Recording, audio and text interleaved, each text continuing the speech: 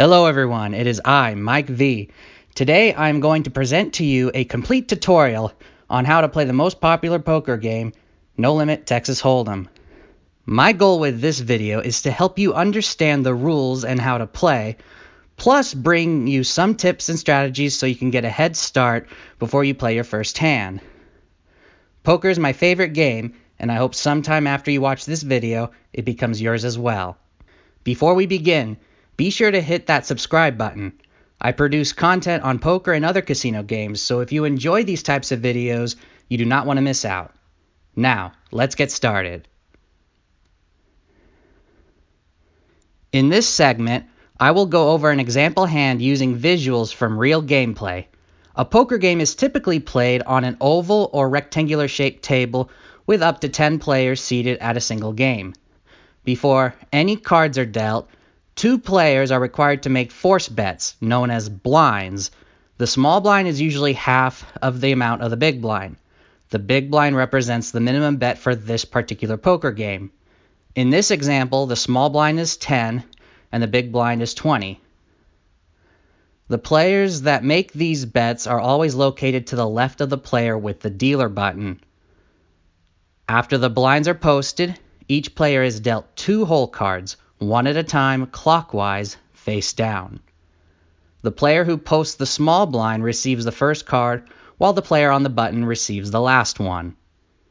After the cards are dealt, the player to the left of the big blind takes his or her first turn. You have three choices. You can decide to call, in which you match an equal amount of the big blind in order to stay in the hand, or you can choose to raise and increase the size of the bet. In No Limit Hold'em, a player can raise up to any amount, but the minimum is at least double the previous raise. If you do not like your cards, or you think you cannot win the hand, then you can elect to fold. You toss your cards and forfeit your chance to win the pot.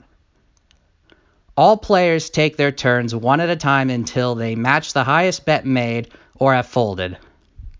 After this first round of betting, 3 cards are dealt face up on the table.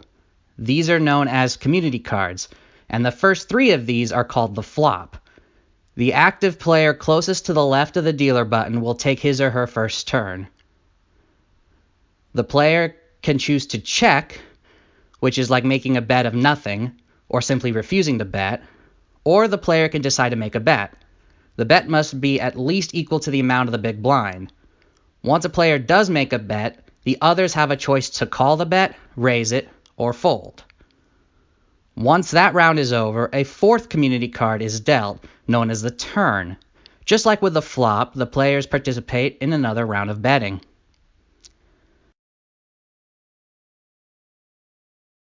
Finally, the 5th and final community card is dealt, known as the river. After one more round of betting, if at least 2 players remain in the hand, we reach the showdown. The remaining players show their cards, and the one that has the highest 5-card hand, using his or her 2 hole cards and the 5 community cards, wins the chips in the pot. This ends a hand of poker. The cards are shuffled, and a new hand begins. If at any point in the hand a player makes a bet or a raise that no other player wants to call, or all of them fold, then the player that made the bet automatically wins the pot without having to show his or her cards, and the hand is over. Because this is No Limit Hold'em, you can bet as many chips as you have in front of you. If you want to bet all of your chips, this is known as going all in. If another player raises your all-in bet and a third player calls, a side pot is created. If all but one player remaining in the hand are all in, betting stops, the cards are turned over, and the remaining community cards are dealt, with a winner determined at showdown. Now, let's take a look at the different types of poker hands that you may come across as you play. Starting at the bottom, the lowest hand is known as a high card, or no pair hand. It consists of 5 unpaired cards in different suits with no sequence.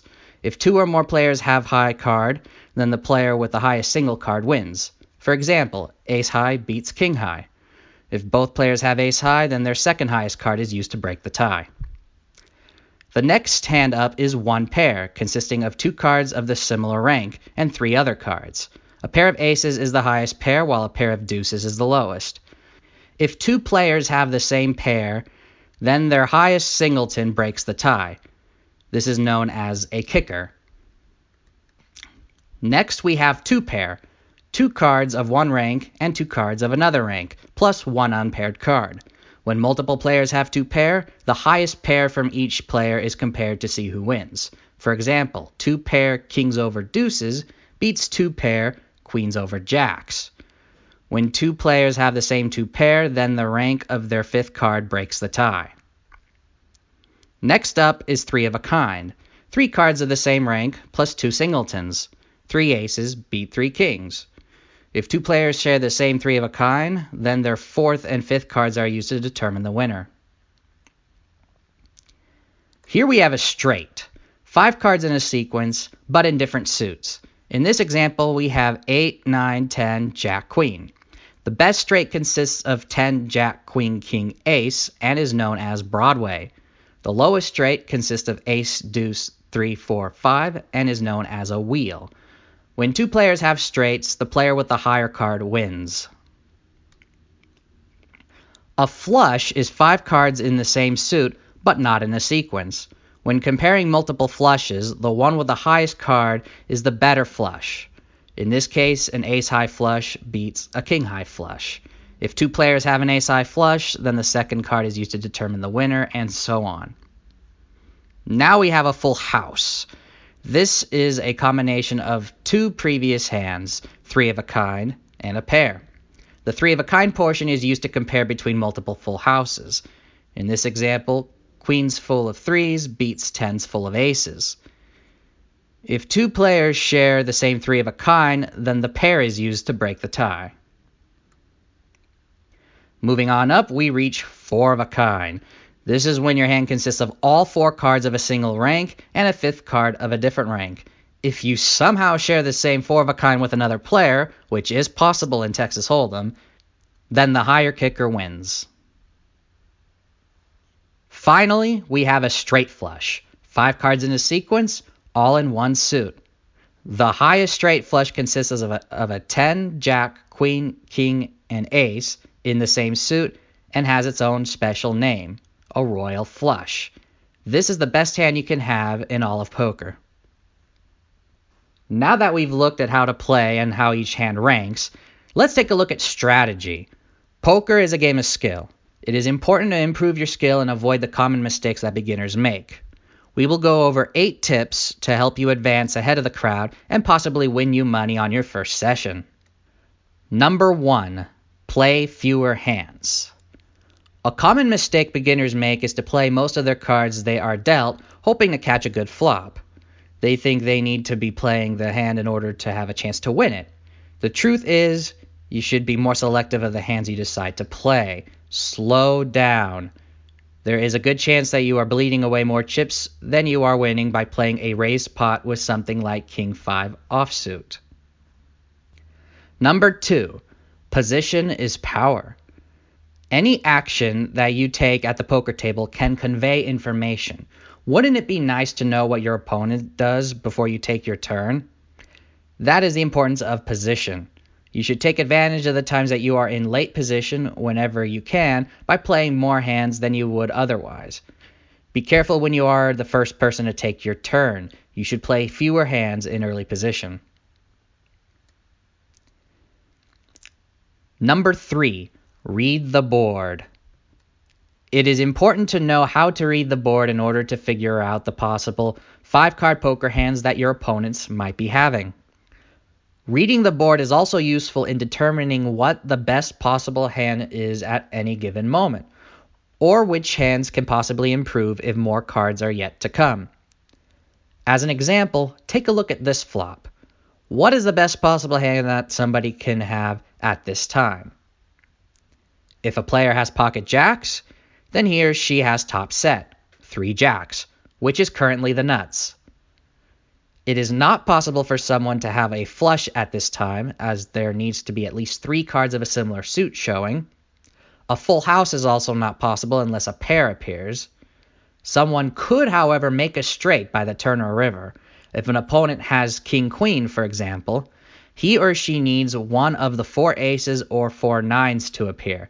That is 8 outs to improve to a straight with 2 more cards to come. Number 4, avoid distractions. When playing poker, you should dedicate your full attention to the game and avoid distractions such as the TV or your smartphone. If you have just folded, watch the remaining players in the hand. You might pick up some valuable information from an opponent that you can use in the future. Number 5, be aggressive. Entering a hand with a raise can accomplish 2 things. 1, it builds the pot when you have a good hand. And 2, it reduces the number of players remaining in the hand by getting others to fold. You will not be able to win any pots unless you play aggressive.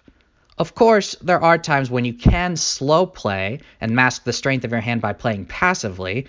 However, many players take it too far and it can backfire.